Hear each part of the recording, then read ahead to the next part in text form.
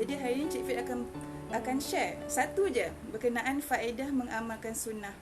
Jadi faedah mengamalkan sunnah dalam ni dia bagi 6 faedah. So yang pertama adalah mengundang cinta Allah. Jadi dalam satu hadis, dalam satu hadis dia adalah riwayat Al-Bukhari.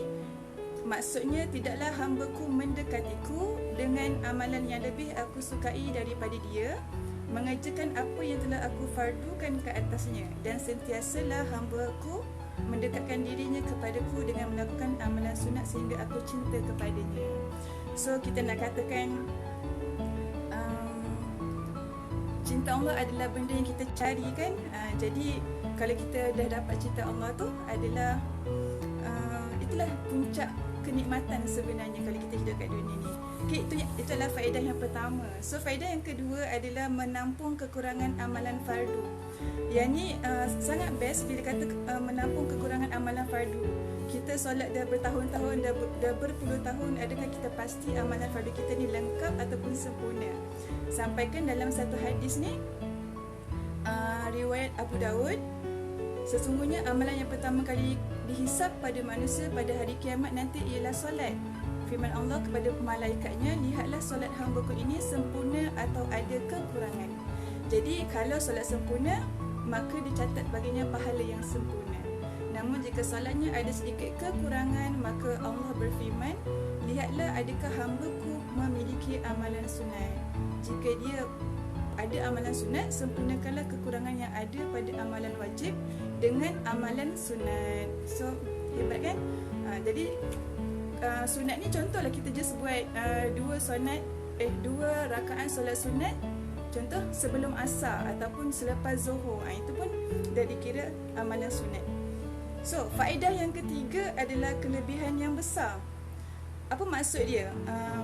Dalam satu riwayat Al-Tirmizi, selagi akan datang ujian menimpa manusia, orang yang sabar akan berpegang dengan agamanya seperti orang yang memegang bara api. So itu adalah kelebihan yang sangat besar lah. Okay, so yang keempat, faedah keempat adalah dapat menghidupkan amalan sunnah, iaitu dalam riwayat Muslim, sesiapa yang menghidupkan satu sunnah daripada sunnah-sunnahku dan kemudian diamalkan sunnah itu selepasnya, maka dia akan mendapat pahala seperti pahala pengamalnya dengan tidak mengurangi pahala mereka sedikit pun. So maksudnya kalau kita buat satu amalan sunnah, so ada kawan kita ikut sebab dia terinspirasi daripada apa yang kita buat kan. Jadi kita pun akan dapat pahala amalan sunnah yang kawan kita buat tu, tanpa Allah kurangkan pahala kawan kita. Itu maksud dia. Jadi apa maksud kita nak hidupkan sunnah ni kan? Hidupkan sunnah maksudnya kita faham, kita amalkan dan kita sebarkan ajaran Nabi. Itu yang pertama. Yang kedua, menganjurkan orang lain untuk mengikutinya. Contoh kalau kita buat, kita mungkin boleh share apa yang kita buat dengan kawan kita kan. Dan kemungkinan kalau kawan kita tu dia macam terbuka hati nak ikut kan, so kita akan dapat pahala. Itu yang kedua, macam cari nak menghidupkan sunnah. So yang ketiga, melarang orang lain daripada menyalahinya. Jadi kalau macam kita tahu, okey, kita buat amalan sunnah ni macam ini cara dia, kita ada belajar.